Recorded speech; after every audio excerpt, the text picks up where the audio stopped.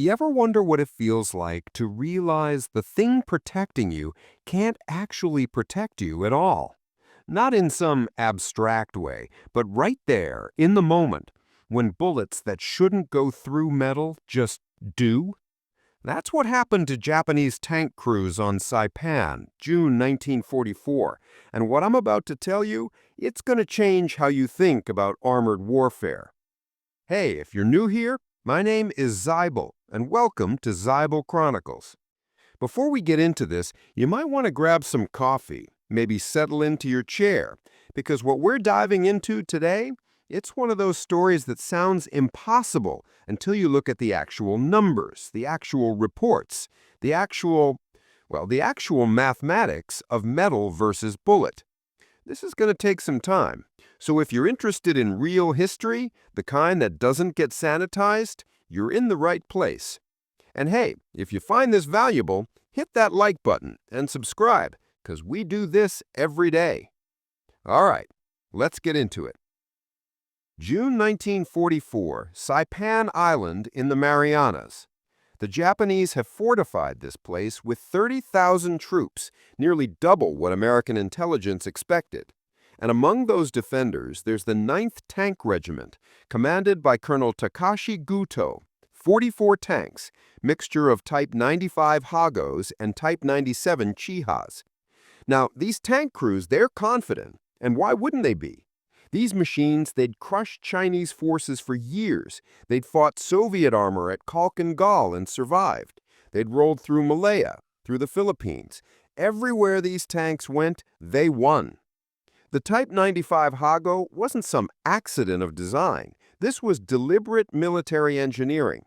Started back in 1933 when the Japanese Imperial Army looked at their Type 89 medium tank and said, "This thing's too slow."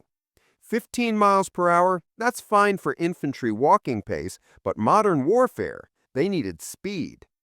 So they gave Mitsubishi Heavy Industries the contract. Specifications were clear: 7 tons, 37mm gun, 40 kilometers per hour, armor thick enough to stop rifle and machine gun fire. Engineer Tomio Hara, the same guy who designed the Type 89, he took this on, created this bell crank suspension system that became standard on Japanese tanks for the next decade. By June 1934, first prototypes done, and it impressed people. Fast, reaching 45 kilometers per hour on roads, 25 to 30 cross-country. Maneuverable, turning radius that seemed impossible for a tracked vehicle, and reliable, using a Mitsubishi 6-cylinder air-cooled diesel engine, 120 horsepower. That diesel engine, Japanese engineers were proud of that. Less vulnerable to fires than gasoline, and diesel fuel was more available in Manchuria, Southeast Asia, everywhere Japan was operating. The tank could run 8 to 10 hours on 34 gallons, operational range at 130 miles on roads. Now, there were problems during trials. Suspension pitched violently on rough ground, made aiming while moving basically impossible, caused crew fatigue. Engineers fixed it by adding braces to connect the bogey pairs, created what they called the Manchurian suspension. Helped, but didn't completely eliminate the rough ride. 1935, formal presentation at the Army Technical Bureau. Infantry representatives had concerns. 12 millimeters of armor, they said. That's not enough for a tank supporting infantry assaults against fortified positions. Cavalry representatives argued back. The improved speed and mobility compensated for thin armor. Firepower was adequate for the intended role. After debate, infantry agreed. Type 95 Hago was officially adopted. The designation came from the Japanese imperial calendar, 2595th year since the legendary founding of Japan. They just used the last 2 digits in the type number. Production began at Mitsubishi in 1936. Now, this was a small tank, 4 meters 38 centimeters long, 2 meters 6 centimeters wide, 2 meters 13 centimeters tall. In feet and inches, that's 14 feet 4 inches long, 6 feet 9 inches wide, and just under 7 feet tall. An average height man could look over the turret. Weight came in at 7.4 tons basic, 8.1 tons loaded with crew, fuel, and ammunition. The armor, 12 millimeters at its thickest on the turret and upper hull, 9 millimeters on roof and floor, 6 millimeters in some less critical areas. Japanese designers calculated this was sufficient to stop rifle and machine gun bullets at combat ranges. They were designing for the enemies they expected to fight. Chinese forces with limited anti-tank capability, light Soviet tanks, that's what this armor was meant to resist. Inside, cramped doesn't begin to describe it. Three-man crew. Driver sat front left with limited vision through a small viewport and periscope. Hull machine gunner sat to the driver's right, operating a Type 97 7mm machine gun mounted in a ball mount. The commander, he occupied the turret alone, standing on the hull floor with no turret basket beneath his feet. And this commander, he had perhaps the most difficult job in the entire Imperial Japanese Army. He commanded the tank, directing the driver, communicating with other tanks when radio was available, and only one tank in 4 had a radio, leaving the others to follow visual signals. He operated the main gun, a Type 94 37mm cannon capable of firing both high explosive and armor-piercing rounds. He loaded that gun, physical task made difficult by the cramped space and the need to stand while doing it. And he operated a second machine gun mounted in the rear of the turret, facing to the right rear.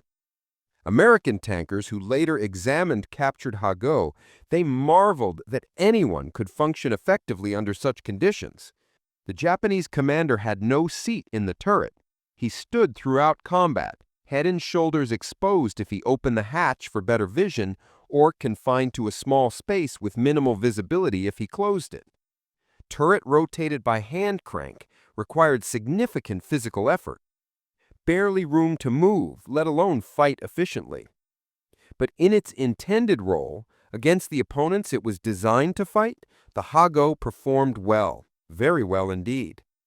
First significant action in China, starting 1937, against Chinese forces that had virtually no armor and limited anti-tank weapons, the Hago was devastating. Its 37mm gun destroyed fortifications, suppressed infantry. Machine guns cut down troops in the open. Mobility allowed it to exploit breakthroughs and pursue retreating forces. Japanese tank crews gained combat experience and confidence. They learned their trade in an environment where their tanks were clearly superior to anything they faced. This success bred a dangerous assumption that the Hago was a genuinely capable tank, rather than a vehicle optimized for a specific limited scenario. That assumption got tested at Khalkhin Gol in 1939. Japanese forces clashed with the Soviet Union along the Mongolian border. Here, the Hago faced real opposition. Soviet BT-5 and BT-7 tanks mounted 45mm guns with better armor penetration than the Japanese 37mm. Soviet armor was thicker, making frontal engagements difficult for the Hago. The battles were brutal. July 2, 1939, Japanese 3rd Tank Regiment, equipped primarily with Type 95s, attacked Soviet positions. Initial assault achieved some success through aggressive tactics and surprise. Japanese tanks destroyed 32 Soviet tanks and captured 35 armored vehicles. But Soviet counterattacks in the following days revealed the Hago's vulnerabilities. Soviet guns could penetrate the Hago's armor at ranges where the Japanese guns struggled to damage Soviet tanks. By the end of the Khalkhin Gol campaign, Japan had lost dozens of tanks. The lessons were clear to anyone paying attention. The Hago was outmatched by modern Soviet armor. Thin protection and relatively weak gun were not adequate for tank versus tank combat against peer adversaries. But these lessons, they weren't fully absorbed. Japanese military leadership focused instead on tactical improvements in crew training rather than fundamental redesign of their armored forces. The war in China continued, and there, the Hago remained effective. When war broke out across the Pacific in December 1941, Japanese tank units achieved remarkable successes in Malaya. Ha-Go tanks navigated terrain British commanders thought impossible for armor. They moved through rubber plantations and jungle trails, supporting the rapid Japanese advance down the peninsula toward Singapore. British forces who hadn't deployed significant armor to Malaya were unprepared for this mobile threat. In the Philippines, Ha-Gos landed with the invasion force, supported Japanese infantry operations. December 22, 1941, north of De Mortis, Type 95 tanks engaged American M3 Stuart light tanks, first tank versus tank battle involving U.S. forces in the Pacific. Both tanks mounted 37mm guns. M3 had better armor, 32mm on the turret sides compared to the Ha-Go's 12mm. But at close range in jungle fighting, the Japanese achieved some success, destroyed one M3 in the initial engagement. These early victories reinforced Japanese confidence. From their perspective, the Ha-Go was performing exactly as designed: mobile, reliable, effective in supporting infantry operations across diverse terrain. Tank crews trusted their machines, commanders relied on their armor, and when orders came to defend Saipan, the Japanese brought their tanks without questioning their adequacy. Saipan was different from the battles that came before. The island in the Mariana Chain was strategically vital, positioned just 1,250 miles from Tokyo. If the Americans captured Saipan, their B-29 bombers would be within range of the Japanese home islands. The empire's leaders knew this. Americans began their assault June 15, 1944. By nightfall, 20,000 American combat troops were ashore. Equipment and supplies poured onto the beaches. Among that equipment, M4 Sherman medium tanks, landing from LST vessels and moving forward to support the infantry. Lieutenant General Yoshitsugu Saito, commanding Japanese forces on Saipan, recognized the critical situation. If the Americans consolidated their beachhead and brought their full combat power ashore, dislodging them would become impossible. He needed to strike before they were fully prepared. Saito issued orders for a major counterattack. Infantry of the 136th Regiment and tanks of the 9th Tank Regiment. The attack order was specific. Infantry would assault American positions around Charan Kanoa Airfield. Tank unit would advance southwest of Hill 166, moving after the infantry attack commenced. Tanks would charge the transmitting station and throw the enemy into disorder before the infantry penetrated the sector. Colonel Goto gathered his tank crews. They conducted final maintenance checks, loaded ammunition, filled fuel tanks, checked track tension, and tested radios on the few tanks that had them. The crews were confident. Many had combat experience from China or earlier Pacific campaigns. They trusted their machines and their tactics. Pre-dawn darkness of June 17th, the Japanese tank column moved out. Diesel engines coughed to life, their distinctive sound echoing across the landscape. Tracks clanked as the tanks formed up and began their approach towards American lines. Inside each cramped vehicle, crews felt the familiar vibration and noise of their tanks in motion. Commanders stood in their turrets, trying to see through the darkness, coordinating movement through visual signals. The Americans heard them coming. Marine sentries on the perimeter reported engine sounds from the north. Officers shouted orders, men grabbed weapons and moved to defensive positions. Anti-tank gun crews traversed their 37mm M3 guns toward the approaching sounds. Sherman tank crews who'd bedded down near their vehicles climbed aboard and started engines. Machine gun teams checked their weapons and ammunition. At 0330 hours, the Japanese attack began in earnest. 44 tanks, the largest armored formation yet committed by Japan in the Pacific, advanced toward the 2nd Marine Division's positions.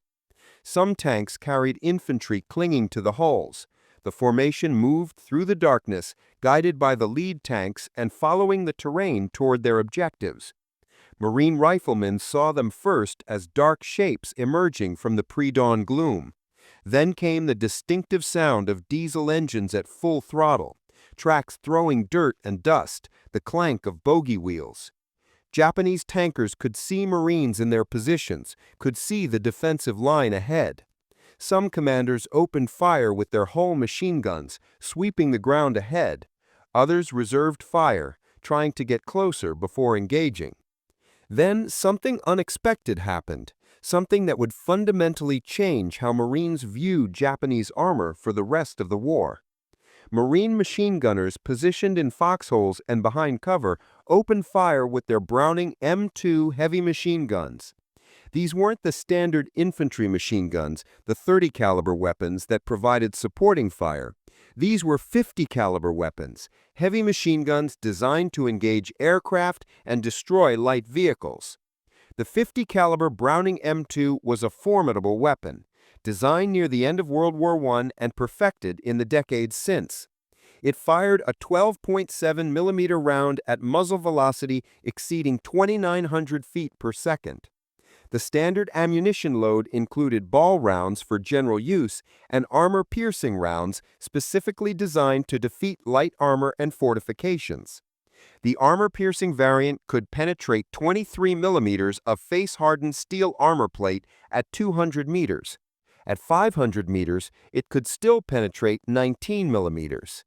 These weren't theoretical numbers, they were verified test results, confirmed through extensive firing trials at American Ordnance Proving Grounds. Now, the ammunition had been designed to engage lightly armored aircraft and vehicles, not to defeat tanks.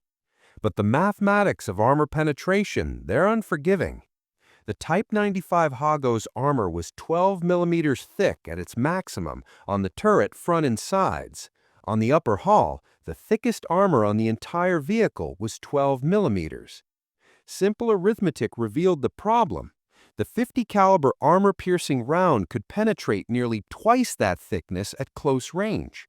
At the ranges where this battle was being fought, 200 meters or less as tanks closed with Marine positions, the 50 caliber had more than enough penetrating power. Marine machine gunners opened fire. Tracer rounds arced across the battlefield in brilliant orange-red lines. The sound was distinctive, the heavy boom, boom, boom of 50 caliber machine guns firing at sustained rate. Gunners aimed at the advancing tanks, some not entirely believing their weapons would be effective against armor. What happened next shocked both sides. The 50 caliber armor-piercing rounds didn't just dent the tanks. They didn't ricochet off at angles. They penetrated cleanly, decisively. At close range, some rounds went completely through the thin armor, entering one side of the tank and exiting the other. Even at longer ranges, the rounds punched through the armor with energy to spare. Inside the Japanese tanks, crews experienced something far worse than defeat. They experienced revelation. The heavy machine gun fire wasn't just loud impacts on the outside of the hull. It was penetration, rounds coming through the armor. In the cramped interior of a Hago, there was nowhere to hide. A round that penetrated the hull could strike engine components, ammunition racks, or crew members. The face-hardened armor designed to resist rifle fire offered no meaningful protection against the heavy 50 caliber rounds. One Marine machine gunner, firing his weapon from a position near the airfield, reported watching his tracer round strike a Hago advancing directly toward him. The rounds hit the front hull, and he could see sparks inside the tank through vision ports and hatches. The tank kept coming for a moment, then slowed, then stopped. Engine smoke poured from the rear deck. The crew attempted to bail out. 2 men emerged. They were immediately engaged by rifle fire from Marines in foxholes.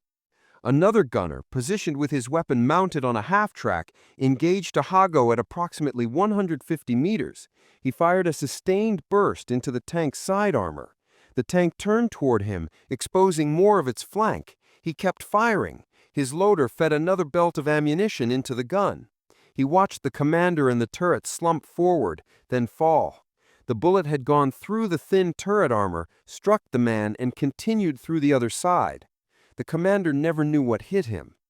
A third Marine, manning a 50 caliber in a fixed position on the defensive line, engaged multiple tanks as they advanced. He fired at one Hago's engine compartment, aiming for the rear deck where the cooling vents were located. His rounds penetrated the thin 6mm armor covering the engine. The diesel engine, its cylinders opened by 50 caliber impacts, seized. The tank stopped moving, becoming a stationary target. The crew abandoned it, running back toward Japanese lines through a hail of small arms fire. Japanese tank crews who survived the initial assault, they couldn't process what was happening. They had trained for years. They had fought in China where enemy weapons bounced harmlessly on their armor. They had faced Soviet anti-tank rifles at Khalkhin Gol and survived. Their tanks were supposed to protect them. That was the fundamental premise of armored warfare. The tank's armor kept the crew alive while they engaged the enemy with superior firepower. But American machine guns were defeating their armor. Not anti-tank guns firing large-caliber projectiles, not artillery, not even the massive 75mm guns on the Sherman tanks they could see moving into position. Machine guns. Infantry support weapons. Weapons that were mounted on jeeps, on half-tracks, on every vehicle in the American arsenal. The realization was devastating. If machine guns could penetrate their tanks, what chance did they have? A Japanese tank officer, later captured after his tank was disabled, told American interrogators that his first thought was that the Americans must have developed some new secret weapon, some advanced ammunition or special gun that looked like a standard machine gun but fired exotic projectiles. He simply could not accept that a conventional heavy machine gun could defeat a tank. In his entire combat experience, from training in Manchuria to fighting in China, small arms fire had always been ineffective against armor. Bullets made noise on the outside. They didn't come through. But the Browning M2 was in an entirely different category from anything the Japanese had previously encountered. With its armor-piercing rounds, it had sufficient energy and penetrating power to defeat 12mm armor at any range where a machine gunner could accurately engage a target. And the Marines had these weapons everywhere. They were standard equipment throughout the American military. As the Japanese tank attack faltered under this unexpected fire, Sherman tanks moved forward to engage. The contrast was stark. Where the Hago weighed 7.4 tons, the M4A2 Sherman, the variant used by Marines at Saipan, weighed 31.8 tons. Where the Hago had 12mm of armor, the Sherman had 51mm on the frontal hull, angled at 56 degrees to provide effective protection, equivalent to approximately 75mm against anti-tank fire. The Sherman mounted a 75mm gun as its main armament. This gun could penetrate the Hago's armor from over a mile away. When Shermans opened fire on the Japanese tanks, the outcome was predetermined. 75mm armor-piercing rounds struck Hagos and Chihas with devastating effect. Tanks were blown apart. Turrets were knocked off hulls. Ammunition detonated inside crew compartments. Japanese tanks that returned fire found their 37mm and 57mm rounds completely ineffective against the Sherman's frontal armor. The shells bounced off or created small dents without penetrating. One Japanese tank commander, whose Hago was disabled by 50 caliber fire, but whose turret could still traverse, attempted to engage a Sherman at close range. He ordered his gunner to fire. The 37mm gun fired its armor-piercing round. The projectile struck the Sherman's turret face. There was a flash of impact. The Sherman didn't even slow down. It continued to rotate its turret with mechanical precision, aimed and fired a single 75mm round. The Hago exploded. The battle evolved into what one Marine officer later described as a madhouse of noise, tracers, and flashing lights. Disabled tanks burned, illuminating other tanks still trying to advance. Infantry that had been riding on the tanks scattered, seeking cover in shell holes and drainage ditches.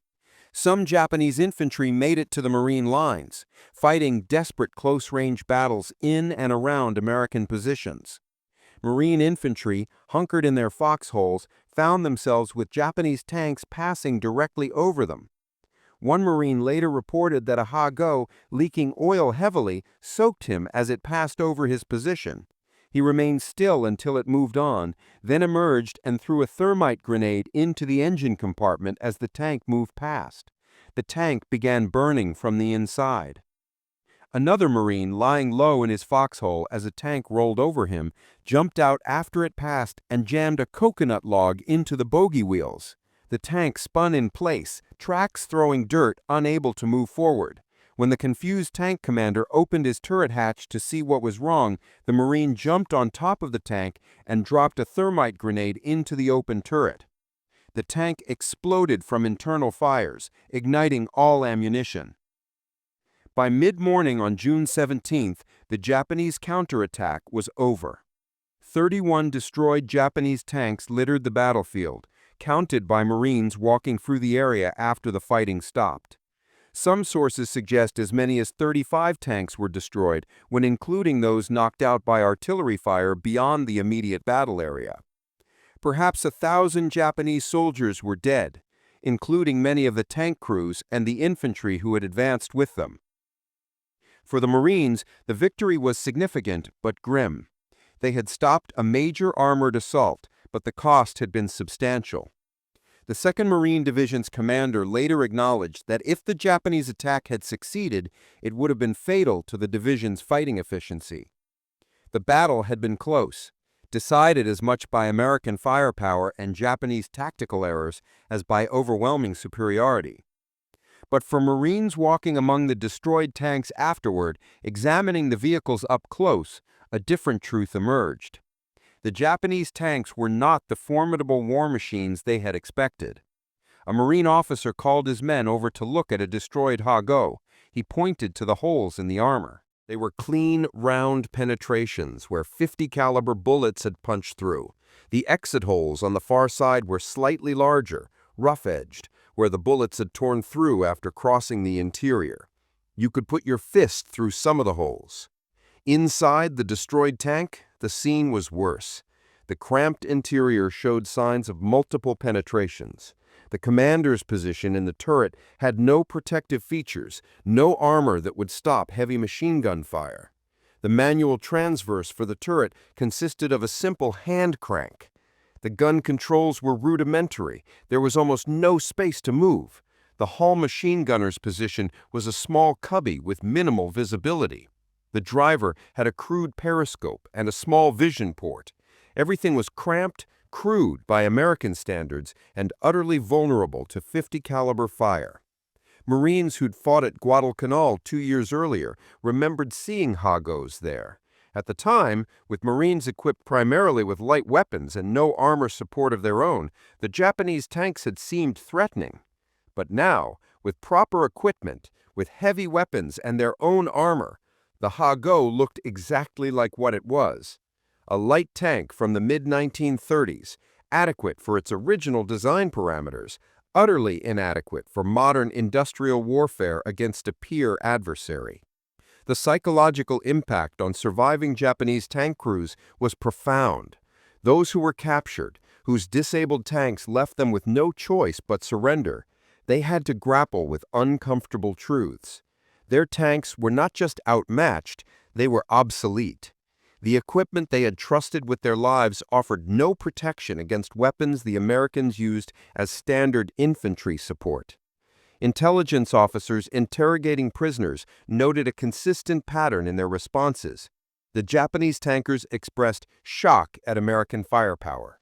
They talked about the quantity and quality of American equipment. They mentioned the casual abundance of ammunition and supplies they had witnessed.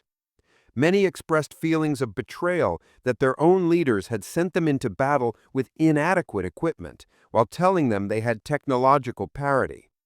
One veteran tank commander who had fought in China since 1937 told interrogators that he had believed Japan would win the war through superior fighting spirit and devotion to the emperor. After Saipan, after seeing his tank penetrated by machine gun fire, after watching American Shermans shrug off Japanese anti-tank fire, he knew that spirit could not overcome material disadvantages. Training and courage meant nothing when your equipment was fundamentally inadequate. These reports were compiled, analyzed, and sent back to commanders throughout the Pacific. The lessons learned at Saipan would inform Marine tactics for the rest of the war. Japanese tanks were not a serious threat. Standard infantry heavy weapons, particularly the 50 caliber machine gun, were effective against them. Combined with bazookas, 37mm anti-tank guns, and Sherman tanks, Marines had overwhelming firepower against Japanese armor. Word spread through the Marine ranks quickly. You didn't need specialized anti-tank weapons to engage a Japanese tank. Your 50 caliber machine gun would do the job. This knowledge changed how Marines approached subsequent island battles. The fear that came with facing armor, the concern about tanks breaking through infantry lines, evaporated. Japanese armor became just another target, and not a particularly dangerous one. Now, here's what really matters about this story: what it tells us about industrial warfare. Japan's industrial capacity simply could not produce modern tanks in meaningful numbers. The nation's factories were strained by years of war. Resources were limited, with American submarines cutting off access to raw materials from Southeast Asia. Strategic priorities focused on aircraft production for kamikaze attacks and on coastal defense artillery for the anticipated invasion of the home islands. Tanks were a low priority. Japanese engineers had designed better tanks: the Type 3 Chi-Nu, mounting a 75mm gun, the Type 4 Chi-To, with even heavier armament, but these existed primarily as prototypes and small production runs.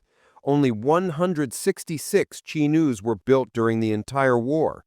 2 Chi-Tos. None saw combat. They were saved for the defense of Japan itself. Meanwhile, American production capacity was almost incomprehensible by Japanese standards. The Detroit Tank Arsenal, built by Chrysler Corporation, was a purpose-built facility dedicated to tank production. In December 1942 alone, the arsenal's 5,000 workers produced 97 Sherman tanks. That was more tanks in a single month than Japan produced in an entire year. And the Detroit Arsenal wasn't alone. Fisher Tank Arsenal in Grand Blanc, Michigan, produced over 11,000 Shermans. American Locomotive Company in Schenectady, New York, converted from locomotive production to build 2,300 Sherman tanks. Baldwin Locomotive Works in Philadelphia produced over 1,200 tanks while maintaining locomotive production. 10 major manufacturers, plus countless subcontractors producing components, the industrial mobilization was unprecedented in human history. By the time production ended in June 1945, American factories had built 49,234 Sherman tanks. Japan produced approximately 2,300 Hagos over the entire course of the war from 1936 to 1943, when production ceased. The ratio was more than 20 to 1. But even that understates the disparity, because American tanks were far more capable individually than their Japanese counterparts. Sherman tanks weighed 30 to 35 tons depending on variant. They had armor ranging from 51mm on the hull front to 76mm on the turret mantlet. They carried 5-man crews with dedicated positions for each role. They had gyro-stabilized guns that allowed firing while moving. They had radio equipment in every tank, enabling coordinated operations. They were reliable, with tracks that lasted 2,500 miles compared to 500 miles for German tanks and perhaps 1,000 miles for Japanese tanks. The Sherman was not the best tank of World War II. It was outgunned by German Tigers and Panthers, but it was good enough, and it was available in overwhelming numbers. In the Pacific Theater, where it faced Japanese tanks designed in the mid-1930s, the Sherman was more than adequate. It was overwhelmingly superior. For Japanese tank crews on subsequent islands, the pattern established at Saipan repeated. On Tinian, in July 1944, 7 Type 95 Hagos were destroyed in counterattacks against Marine positions. On Peleliu, in September 1944, Japanese tanks were dug into caves and used as stationary pillboxes, recognizing they had no chance in mobile warfare. On Iwo Jima, in February 1945, Colonel Takeichi Nishi's 26th Tank Regiment buried their tanks in volcanic ash up to the turrets, using them as armored bunkers because the tanks provided more protection when stationary than when moving. Even used as static defensive positions, the tanks were vulnerable. 50 caliber machine guns could still penetrate the turret armor. Flamethrower tanks could direct napalm into open hatches and vision ports, cooking crews alive inside their steel coffins. Bazookas could penetrate the thin armor from any angle. The Hago, once a symbol of Japanese armored might, had become a death trap for its crews. On Okinawa, the last major battle of the Pacific War, the Japanese committed the 27th Tank Regiment to the defense. The regiment had 13 Type 95 Hagos and 14 Type 97 Chi-Ha medium tanks, 27 tanks total. The Americans landed with over 800 tanks. The numerical disparity was 30-1. The qualitative disparity was even greater. May 4th and 5th, 1945, the Japanese launched a major counteroffensive designed to drive the Americans off the island. Tank units were committed to support the infantry assault. The attack failed catastrophically. Most of the Japanese tanks were destroyed within hours, knocked out by a combination of Sherman tanks, bazookas, 37mm anti-tank guns, artillery, and 50 caliber machine guns. The survivors withdrew, having accomplished nothing except adding more destroyed hulls to the battlefield. After the war ended, some surviving Hago tanks were shipped to the United States for detailed examination at the Aberdeen Proving Ground in Maryland. American engineers and armor specialists studied them carefully. They measured armor thickness at multiple points, documented the variations. They tested the quality of the steel using metallurgical analysis. The armor was face-hardened, a process that made the outer surface harder than the interior core.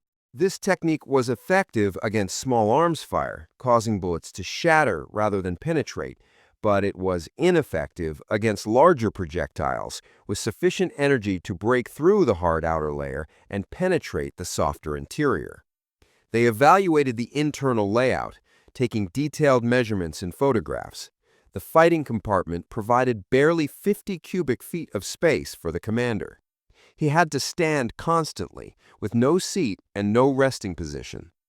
The turret ring diameter was just 1,200 millimeters, leaving minimal space for a man to work while also operating weapons, loading ammunition, and commanding the tank. American tankers who examined the Hago could not imagine fighting in such conditions. Sherman crews, by comparison, had a fighting compartment that provided over 150 cubic feet of working space. Each crew member had a defined position with proper seating. The commander had a cupola with all-around vision blocks. The gunner had a telescopic sight and power traverse for the turret. The loader had space to move and access to properly organized ammunition racks. The driver and assistant driver had adequate space and vision equipment. Their reports confirmed what had been learned in combat and what mathematics had predicted. The Hago was a light tank suitable for operations against poorly equipped opponents. It could function effectively in colonial warfare, in police actions, in suppressing resistance where the enemy had no serious anti-tank capability. It was not suitable for modern industrial warfare against a peer adversary with proper weapons. Any firearm more powerful than a rifle could defeat its armor. The 50 caliber armor-piercing rounds didn't just penetrate, they overpowered the armor completely, punching through with energy to spare. You know what this story really tells us? It tells us about the consequences of strategic decisions made years earlier. To prioritize naval and air power over ground forces, to assume that fighting spirit could compensate for material inferiority, to believe that early victories indicated long-term viability. When those first 50 caliber rounds punched through Hago armor on Saipan, they proved something that would echo through the rest of the Pacific War and into post-war analysis of why Japan lost. They proved that in industrial warfare between modern nations, production capacity matters, design philosophy matters, resource allocation matters. No amount of courage, training, or tactical skill can overcome a 10-to-1 numerical disadvantage combined with generational gaps in equipment quality. The Japanese tank crews who climbed into their Hagos that morning in June 1944, they believed they were going into battle with reliable, capable machines. By the time the sun set on June 17th, those who survived knew the truth. They had been sent to fight with armor so thin that machine gun bullets went straight through. They had been given equipment that was adequate for the war Japan planned to fight in the 1930s, but utterly inadequate for the war Japan found itself fighting in the 1940s. And there was nothing they could do about it except continue serving, continue fighting, and continue dying in machines that could not protect them. That's the real tragedy here. Not just the tactical defeat, but the human cost of industrial mismatch. Men sent to war with equipment that fundamentally could not do what it was supposed to do: protect them. If you found this story as sobering as I did, we've got more deep dives into World War II that don't get talked about enough. That video's right up there, and I'll see you there.